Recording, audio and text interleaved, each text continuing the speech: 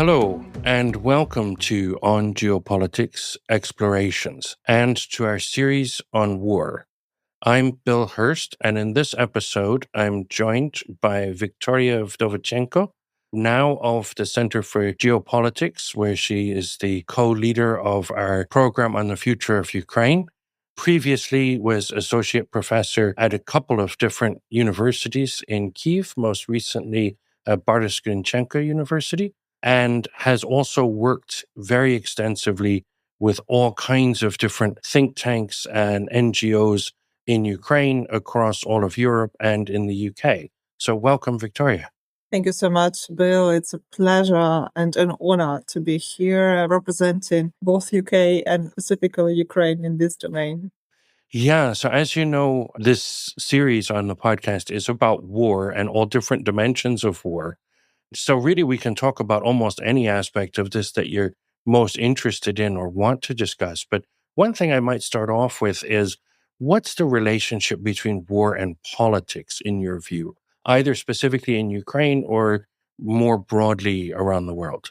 Thank you so much again for this opportunity. Definitely, when we talk from the theoretical point of view, we can use any of the theories, whether it's constructivism or it's a functionalism, even referring to the realism sometimes, right, for navigating this space and what are the objectives, enablers for any type of the wars, right, happening in the world.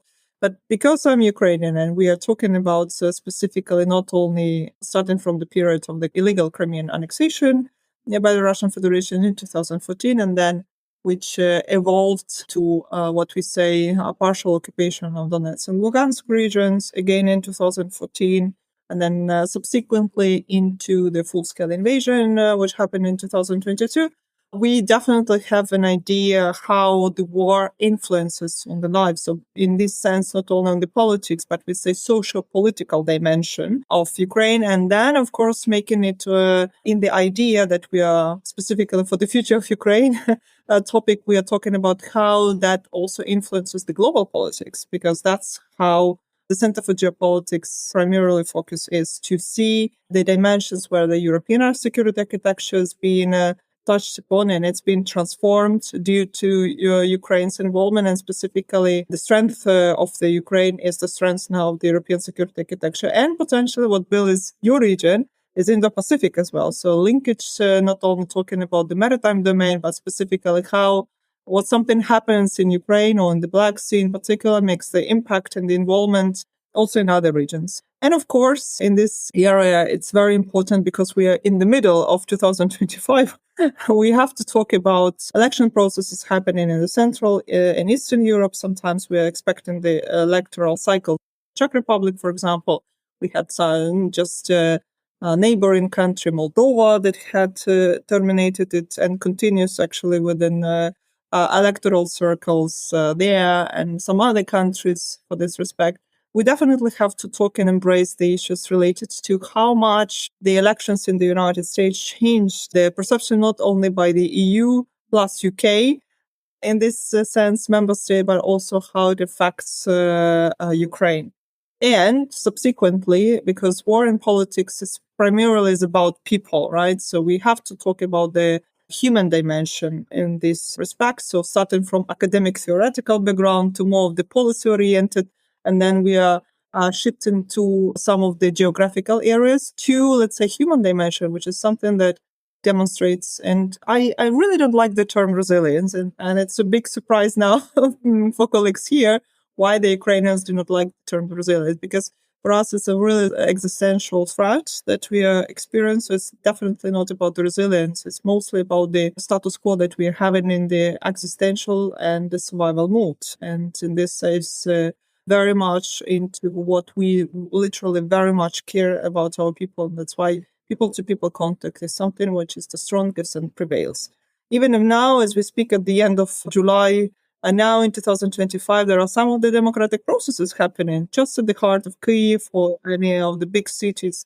I'm talking about some of the protests happening because of, let's say, democratic willingness of the people to continue what the revolution of dignity was prevailing as in one of the outcomes of the results, right?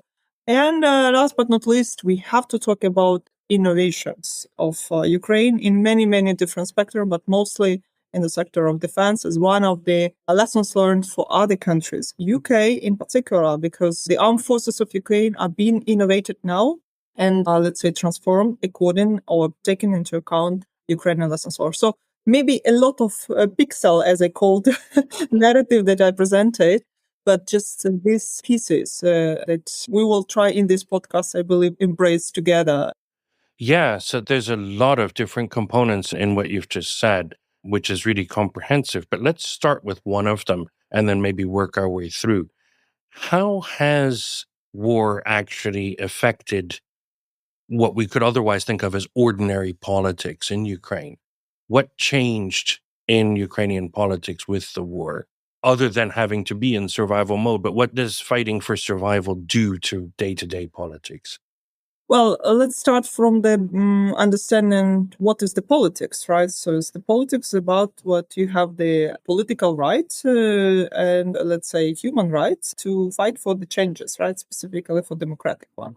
That's why we have to talk not only about 2025. That's why I referred to the revolution of dignity at the end of 2013 with more, let's say, focus of 2014 in particular. That's basically what the people were fighting for and still continue to fight. So politics transformed from Yanukovych period of time when we are talking about the president of Ukraine that time who escaped the country. He was frightened because the people wanted to fight for their freedom. So a new cohort of the politicians who were coming, they were trying to embrace, let's say, the legacy of what the Revolution of Dignity was giving us, or Euromaidan was giving us, is fighting for its democratic region and European integration, Euro-Atlantic integration, dimensions being the core spectrum.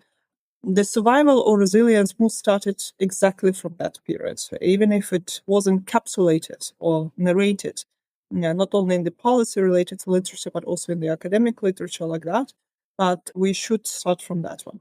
And when we talk about what changed in the politics, I think the mindset, that's one of the first pillars or first chapters that we have to talk about that, because Ukrainian people are very, let's say, they are very strong in 2 points. Firstly, fighting for their rights, and it's been for the centuries like that.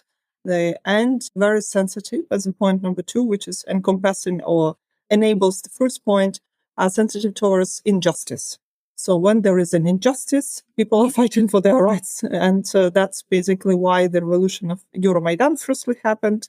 It was unjust to, let's say, the free willingness of Ukrainian people to join, or let's say, to continue the path of the European integration that was deprived by the president of Ukraine that time, Viktor Yanukovych, a decision, like unanimously, right, to cut it from and just reverse the course towards Russia. And subsequently, that's how the political dimensions tried to embrace this societal demand. When some of the injustice encapsulates, then some of the protests are happening on the streets of Kiev. Even what you witness now as we speak, for the third day during our basically recording of our podcast, right? So people are feeling injustice. They want to fight for what they were thinking and feeling important, and that's what they are doing. These are the 2, I believe, important ideas, and I stand absolutely personal and professional in this sense to prepare them. So that's pillar number 1, right? So that's how the politics changed. And then with whom and how, right? That comes exactly the question for the chapter number 2 or the pillar number 2, is that basically there was a new demand for the new elites and let's say the new societal change that should have been happening, and that's what you see the new cohort of the politicians coming after the revolution of dignity, coming also to the government. In this sense, I represent a really strong network of Western educated professionals. We are around 3,000 of people like that. And many of us were in the parliament or were in the government or still in the parliament or still in the government, even with these shifts. It's called Professional Governmental Association. So it's a network of 32 university alumni networks. And it embraces actually more than 3,000, but for a moment for the registered memberships as such. What we were fighting for and still fighting is the reform tracks. That's something that, let's say, the war and politics, as you say, changed. So we are fighting for the reform and we're trying to present the solutions within our experience, being abroad or studying abroad or living abroad or having fellowships abroad. It is my case for a moment, and then taking these lessons learned back to Ukraine. That's what was happening back in 2015, 2016, specifically when the new institutions were established in Ukraine. While we're talking about anti-corruption institutions, that's definitely the case in this spectrum. Then, of course, we are talking about the new specifically reform, and which is really, really painful in any country as we speak, public administration reform. And Professional Governmental Association and me in particular, we were advocating for the advancements in the public administration reform. It means the services that public servants, firstly, who are the public servants, what they are providing, to whom they are providing, and what kind of skill sets they are doing. So capacity building started to be not only the trend, but the necessity. Ukrainians, even still in 2025, if we compare that period and now, they are the most reading nation. Reading in terms of books, listening to podcasts. I hope this one will be the case as well.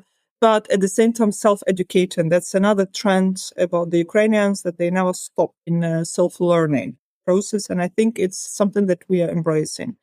And if we evolve then during the COVID period of time, the best thing that we did, of course, is digitalization of some of the sectors, which helped very much in terms of when the full-scale invasion happened. And that's what come into our pillar or chapter 2 about the war and the politics change. They were in demand, those reform track experts or leaders of the reform tracks that were able to present those agents also in the digital platform. So that's how sector of defense started to be much more digitalized. That's how the sector of education started to be much more digitalized than it used to be.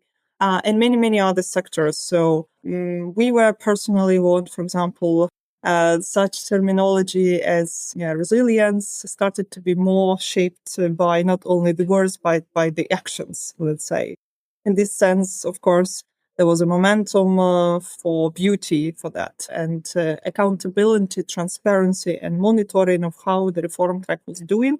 That something was not only the demand, but necessity that the government should deliver or should have delivered since 2014, in particular, to the society. That's exactly why even during the full-scale invasion, it's hard to imagine that, but the protests are still happening. So people want to express their willingness for more reforms, and there's transparency in the tracks of the law. That's actually very interesting in a particular way, which is that oftentimes I think we assume that when a country is at war, the impetus for administrative reform or for worrying about the politics of public service delivery, things like education or sanitation, even infrastructure maintenance and so on, those sorts of things tend to be sublimated to the overriding defense imperative. We also often assume that local level politics, at the city level or the village level or regional level, is sublimated to national politics. But it seems that you're implying and even actually saying explicitly that that didn't happen and hasn't happened in Ukraine, despite the atmosphere of war. Why is that? Why do people still expect that the government will respond in sort of normal peacetime ways in the middle of an existential conflict? It's definitely an existential war that we are having. And the simple answer to your question will be, look at the history of the last 882 years, to be precisely, of Ukraine, fighting that the institutions are delivering what the people are demanding.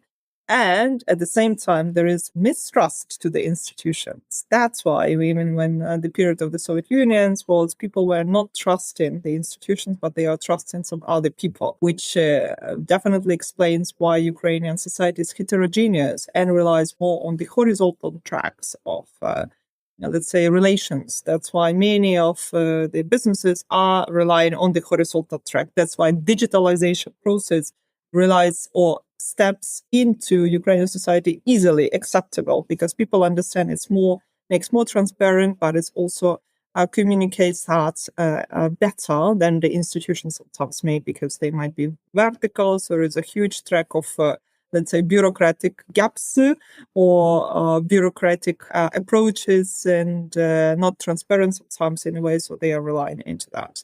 So that's basically the explanation even now during the full-scale invasion why the track of reforms is something that is sensitive if it's not being done properly for Ukrainian people, because they understand if not now, then when? That's the question. Right. In that sense, it could be that war, rather than pausing quotidian politics, actually represents a kind of critical juncture for ordinary domestic and local politics. That, if this is the moment where everything breaks and there's an opportunity to really put things in a new trajectory, if that makes sense. Is that what you're getting at?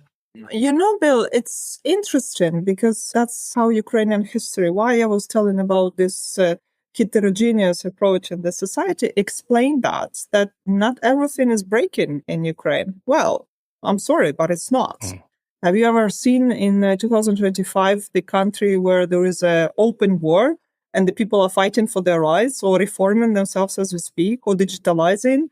I haven't, actually. If you will tell me some other cases of the 90s, for example, well, we shouldn't or we can't talk about digitalization for the same time or reform. So there's nothing to compare with other situations because either there is a time gap or there is a different approach in interpreting that.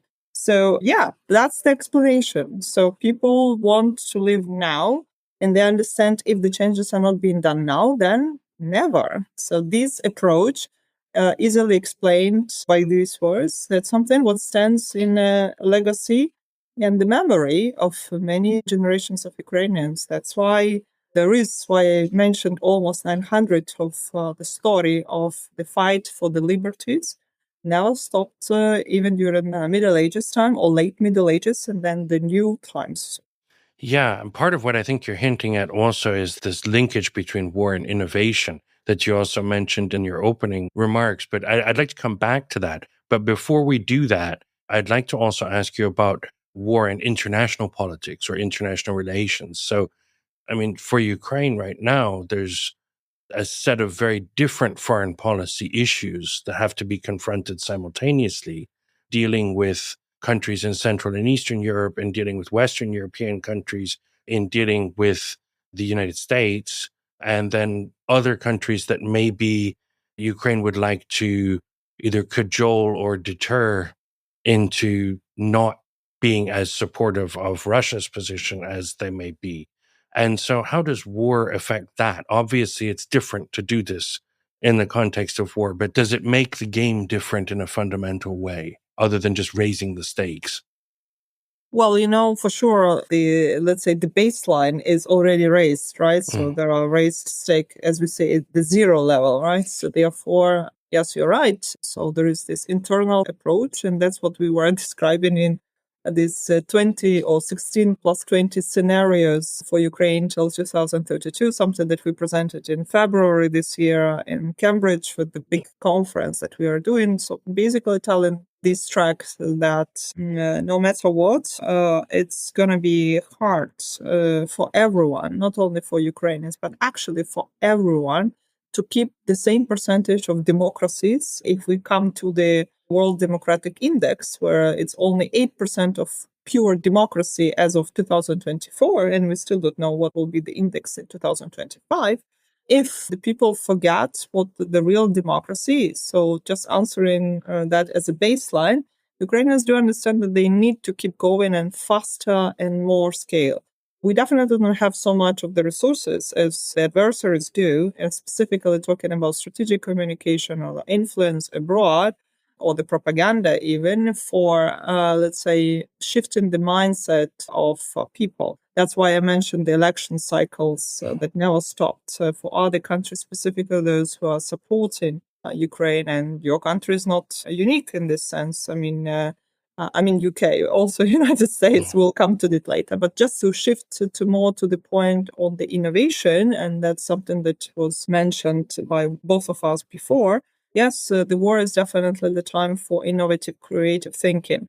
I have a phrase that I really use it because that's what I'm feeling. Every second kitchen in Ukraine is a lab for the FPV, at least drone productions or tactical met units preparation. So basically, you're either there or you're here because people understand that there is a survival mode for that. So they want to be involved in such a way that they are helping as much as they can. That's why this self-learning process or approach never stop. And that's why what influences it as being one of the key instruments for the innovative cycle. So people try to do the partnerships and be thinking out of the box. So a lot out of the box, I must say, being creative in the project, trying to convince the partners that it's the right thing to do, not because it's just the right thing to do, but because it's not only for us for the survival mood, just understanding, again, as I told you, the threat for declining of the percentage of the democracies and marching up of the autocracies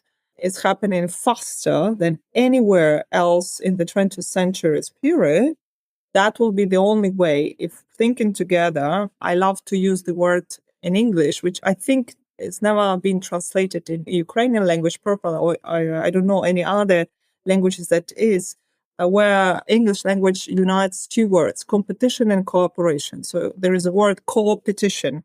When you are competing on something as businesses, for example, when we're talking about defense production and innovations in this tracks, defense companies in UK or Ukrainian companies, and you are cooperating because you understand that's a value, something that unites you. And mostly that's what unites is the democratic value and understanding that's the right thing to do.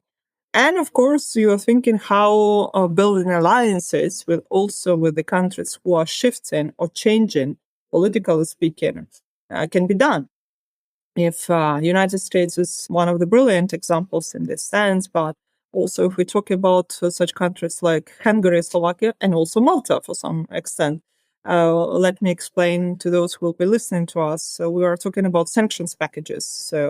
And they were blocked firstly by Hungary, then by Slovakia, and in the very last moment before the 18th package of sanctions was approved, Malta joined, saying that there is an influence on the economic track or national economy if the 18th century budget was done the way it was just approved last week as we speak now. So there are countries who want also to compete, but not only because they want to do it for good things. They want to bargain themselves, and sometimes they're overstepping what we say on the democratic step. That's my personal opinion, but at the same time, I'm just commenting the realistic facts that were just happening this month, starting from. One interesting thing that I think you were saying, although I may have misread what you're implying, is that a lot of innovation is actually happening very, very informally. Right? It sounds almost as though you're talking about ordinary people or, so groups of maybe students or others who aren't working in their normal jobs because of the situation, just sort of sitting around figuring out how to make new things and then trying to get the military or companies to take that up. Is that accurate at all? Well, let me correct you. It's just there is a vertical approach and there is a horizontal approach. Mm-hmm. So the vertical approach is when definitely the governments are talking to each other. And let me give the example of Ukraine and UK, because that's the country we are both sitting in. And the innovation track is happening because there is a demand and willingness, political will to help each other. So this principle of cooperation, right? What I said in the competition as a word.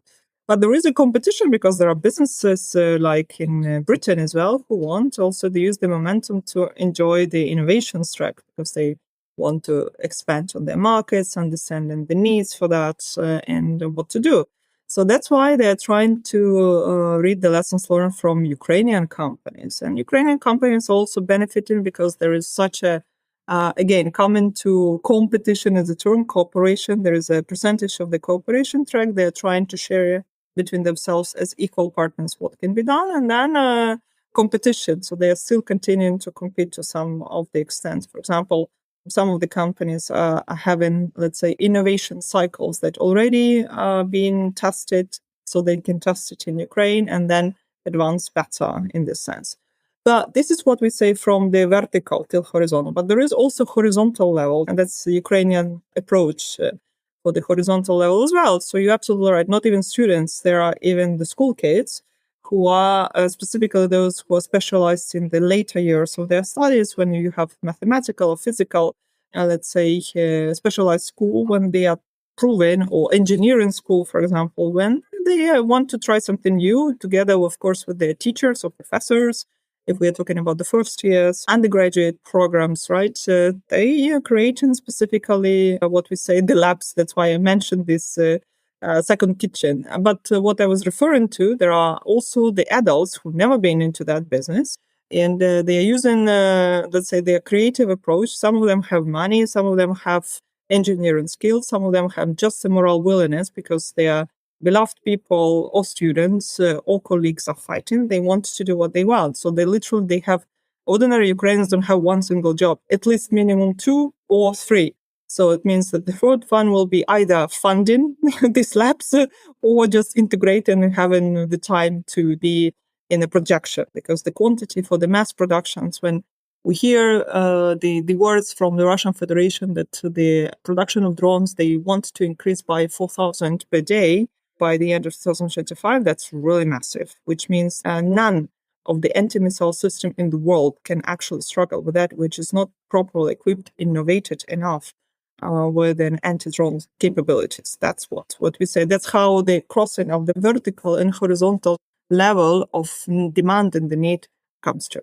So what's interesting still to me is that, I mean, military apparatuses in every country are by definition extremely vertical. They're not very good usually at this kind of horizontal permeability.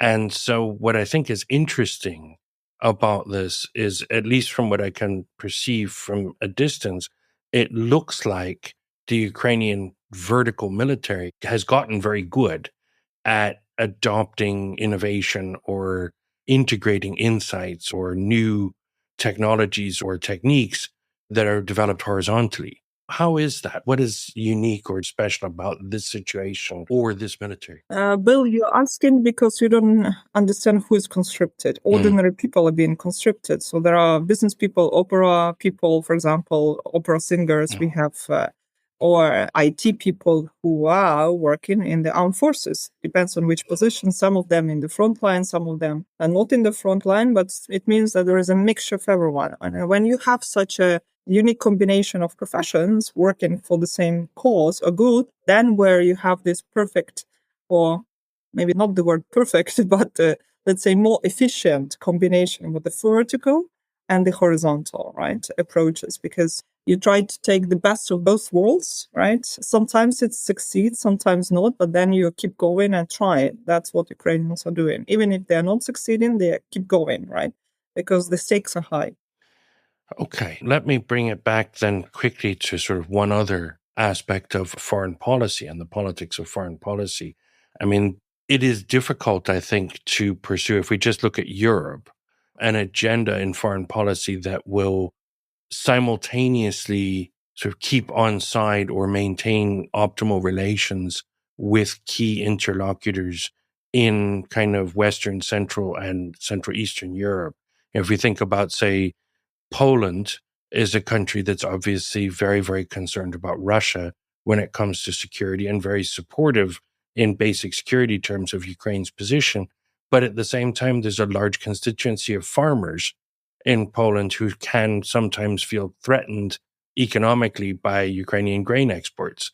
Germany is a really important and large country in the middle of Europe that is less concerned, maybe, at least on a routine basis, about Russia in terms of security, and very wary of using military support for anyone beyond its own borders, not least Ukraine in this case. Whereas, say, France or the UK are further removed, but are major military powers that are much more sort of quick to at least say that they're very supportive or very much committed to intervention or assistance in support of Ukraine.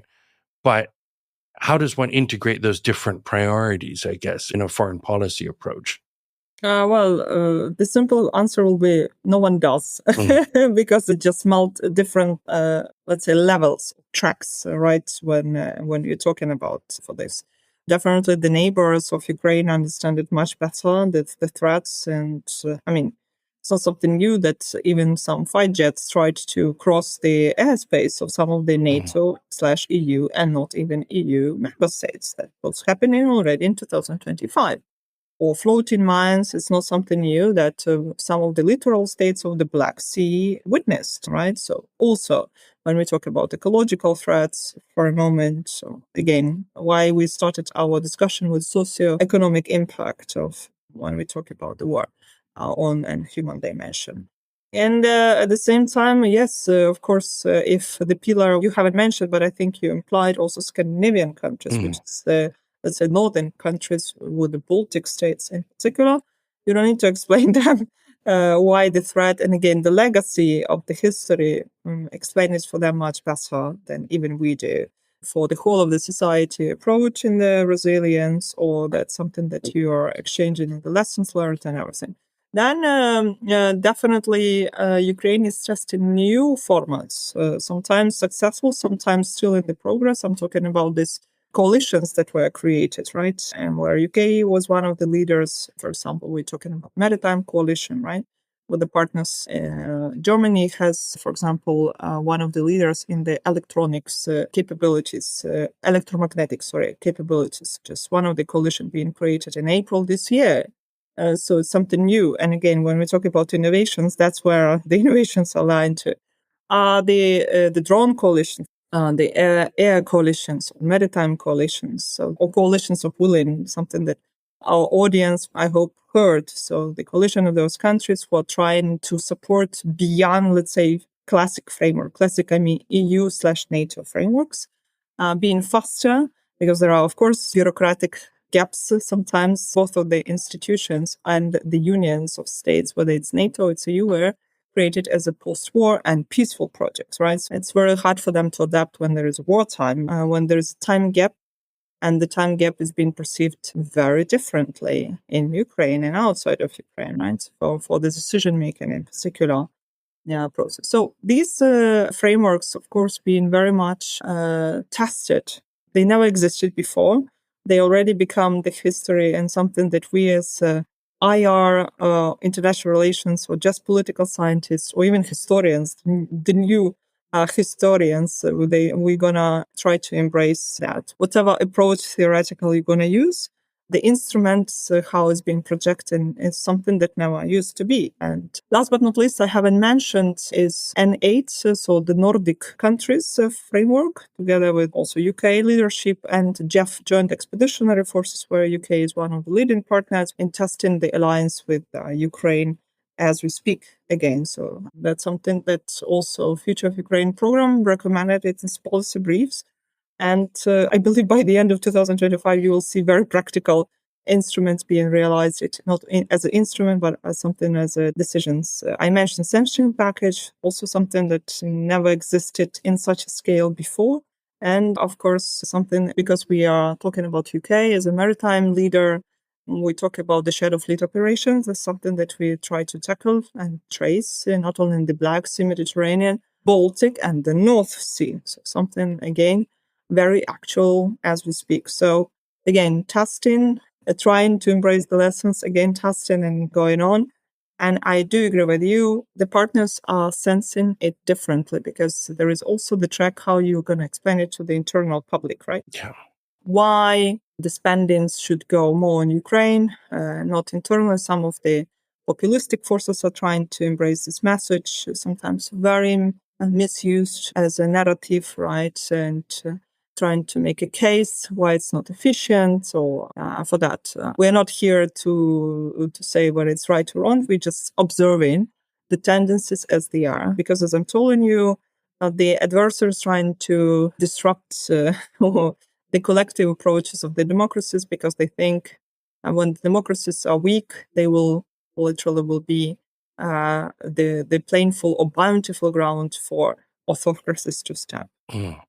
Yeah, one thing I just wanted to sort of come back to very briefly was you mentioned the shadow fleet, which I think is a very interesting and important aspect of kind of innovation of a certain kind in the context of this war and of war in general. But I'm not sure it's something that all of our listeners are very familiar with. Could you just explain very quickly what that is and why it's important? Sure. The shadow fleet operations or gray zone operations is something that Russian Federation, but not only Russian Federation to be specific, is trying to test with, let's say, other countries trying to export oil and gas illegally. Let's be frank. But they're doing it in, let's say, spoofing or jamming the signals of the GPS. That's why even these terms are going to be challenging. Just imagine yourself, and I'm always telling that you are trying to navigate invisible, right? So you're trying to navigate invisible, not obeying to the rule of laws or let's say to the national legislation and everything, or even international law. So you're trying to do the business like the pirates, right? So they're trying to do something, bargain, and illegally use the benefits from that. And that's exactly what happens as we speak. And countering that is one of the most difficult things that might be for that happening. Let me explain that these shadow fleet operations or gray zone, let's say, operation side, it's a really colloquial term for, let's say, even there is no terminology. And so they are vessels, they are rigorous and anxious enough that they go through these activities, they are doing it illegally, they are trying to diminish the principles of the free seas or freedom of navigation and intervene in the voyages of commercial vessel persons. So they're doing so in the hybrid operations or hybrid approach, and definitely trying to embed that no one is tracking or analyzing that. So in this sense, we were doing an event exactly 2 weeks ago in Ukraine Recovery Conference in Rome on how to make recommendations for the policymakers better.